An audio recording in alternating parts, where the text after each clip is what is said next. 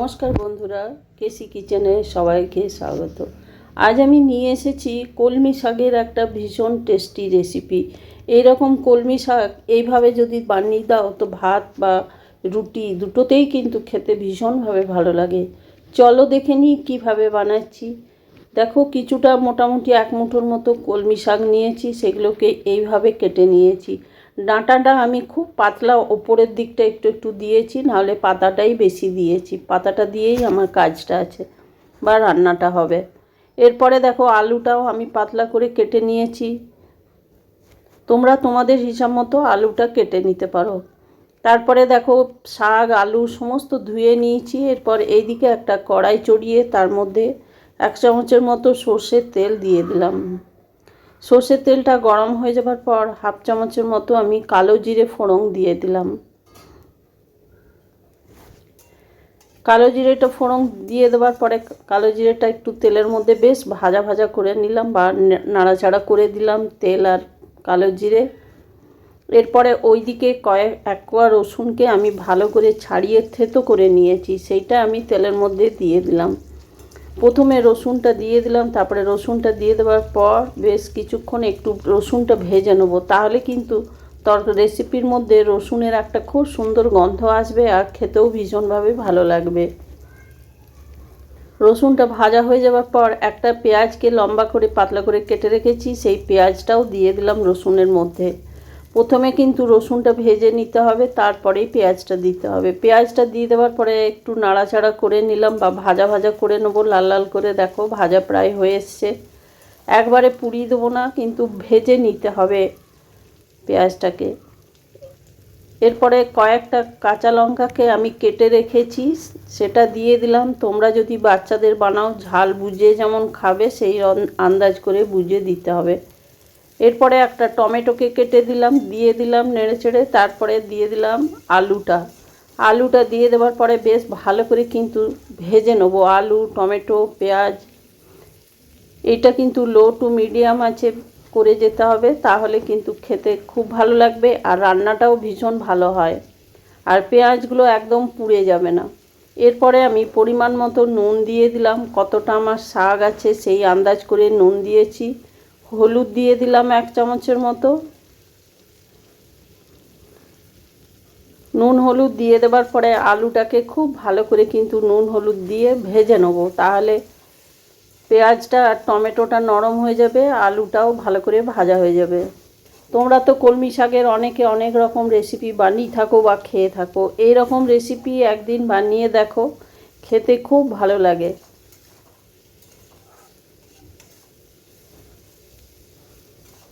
আলুটা আর পেঁয়াজটা দেখো ভাজা হয়ে গেছে।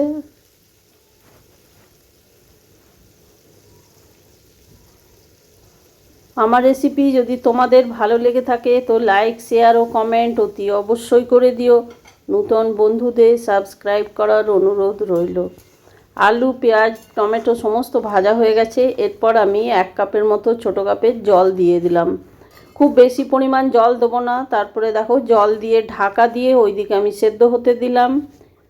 এইদিকে আমি কিছুটা মোটামুটি 1 কাপের মতো মুসুর ডালকে 1 ঘন্টা আগে ভিজিয়ে রেখেছি, সেটা খুব ভালো করে কচলে কচলে ধুয়ে নেব। যতক্ষণ ঘোলাটে জলটা বেরোবে ততক্ষণ পর্যন্ত এটাকে আমি ধুয়ে নিলাম। এইদিকে একটা প্যান চড়িয়ে তার মধ্যে আমি জলটা গরম হতে আগে দিয়ে দিয়েছি। এরপরে আমি ডালটা সেদ্ধ করে নেব। এইরকম ডাল দিয়ে কলমি শাক খেতে এই তরকারি দিয়েই সমস্ত ভাতটা কিন্তু খাওয়া হয়ে যায়। এইভাবে যদি তোমরা বানিয়ে নাও। দেখো, ডালটা আমার ফুটে গেছে আর ফেনাটা আমি উঠি ফেলে দেবো। ফেনাটা তো সকলেই জানো শরীরের জন্য মোটেও ভালো নয়। ফেনাটা উঠিয়ে দিলাম, সমস্ত ফেনাটা ধীরে ধীরে হাতায় করে উঠিয়ে দিলাম। তারপরে ওইটা আরও সেদ্ধ হতে মোটামুটি 80% ডালটা সেদ্ধ হয়ে যাবে, তারপরে নামিয়ে দেবো। এইদিকে ফিরে এসে দেখো, ঢাকা খুলে দেখাচ্ছি, আলুগুলো একদম 80-90% সেদ্ধ হয়ে গেছে। এরপরে আমি শাকটা দিয়ে দেবো। শাকটা সেদ্ধ হতে বেশি সময় নেবে না, সেই জন্য আলুটা আগে ভালো করে আমি সেদ্ধ করে নিলাম। পুরো শাকটা আমি এটার মধ্যে দিয়ে দিলাম। আর কিন্তু এতে আমি জল দেবো না, শাক থেকেই যা জল বেরোবে তাতেই কিন্তু শাকটা সেদ্ধ হয়ে যাবে।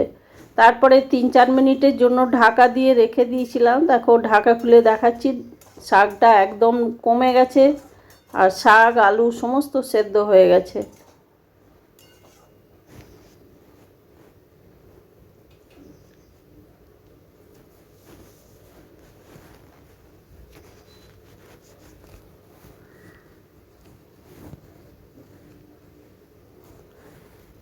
শাকটা সেদ্ধ হয়ে গেছে, এরপর আমি নাড়াচাড়া করে নিলাম। তারপরে ওইদিকে যে ডালটা আমি সেদ্ধ করে রেখেছি সেই ডালটা আমি এটার মধ্যে দিয়ে দিলাম।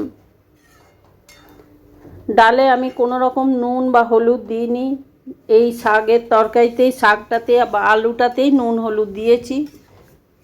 এরপরে ডালটা দিয়ে দেবার পরে একটু নাড়াচাড়া করে নিলাম, আরও আমি 2 মিনিটের মতো ঢাকা দিয়ে রেখে দিলাম।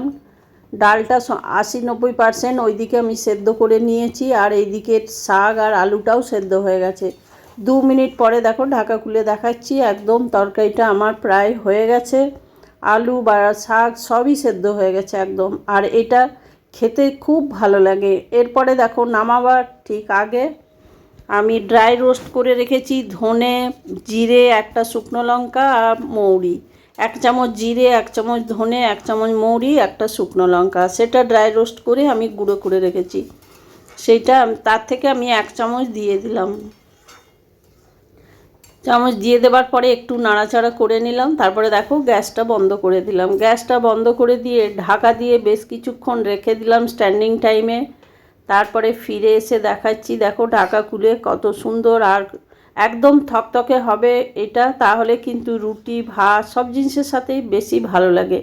তোমরা যদি চাও তো এটা একটু পাতলা করে নিতে পারো, আমার কিন্তু একটু থকথকে হলেই খেতে বেশি ভালো লাগে। এরপরে আমি একটা বাটির মধ্যে উঠিয়ে সার্ভ করে দেবো।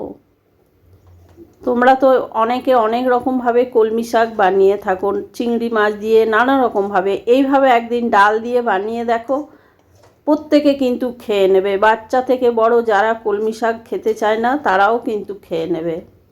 এরপরে দেখো বাটিতে তুলে নিয়ে আমি উঠিয়ে এদিকে সার্ভ করে দিলাম।